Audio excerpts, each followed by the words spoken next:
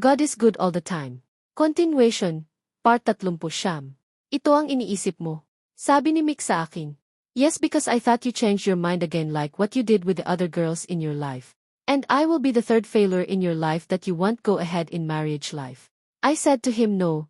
And do not take responsibility that you are obliged to marry because of such reason behind in your mind. Also I said to him it is not your fault. And now that I am pregnant I don't want you to take that as an obligation. Because in me too I don't want you to marry me if you change your mind. I am letting you go and you are free now to go. And you won't expect me to ask you any sense about this baby, because I can raise this in my own without you. And this is fate, ginusto ko din ito. And I do love you. And I am willing to set you free. And my love for you is not selfish. Masakit man gawin but I don't want to take hold of you kasi hindi karapat sa'yo at sa akin. Pinigilan ako ni Mick na magsalita pa kasi tago sa puso niya ang mga sinasabi ko. Apos huminga siya ng malalim, and sabi pinagstudihan niya talaga ugali ko. And personality ko pinagtimbang-timbang niya ang pag-decide niya. And he decide he'll marry me now.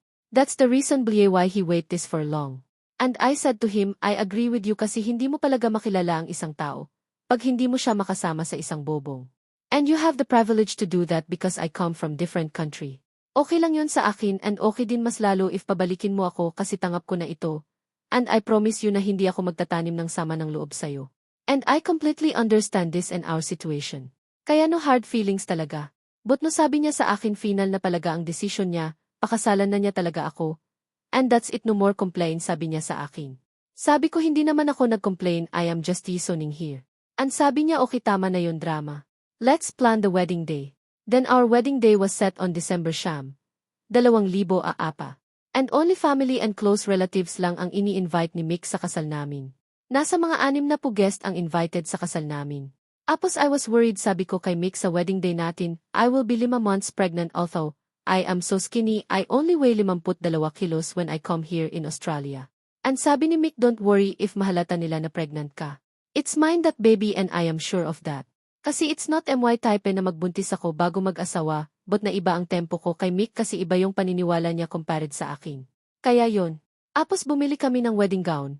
Sabi ko nag-asikaso sa akin I want this dress, but hulma talaga figure ko from hip pataas, and I tried the dress, and I asked the lady can you tell from this dress that I am pregnant? Nagulas siya, and sabi niya wa, really? Are you pregnant? I said yes and it's 5 months.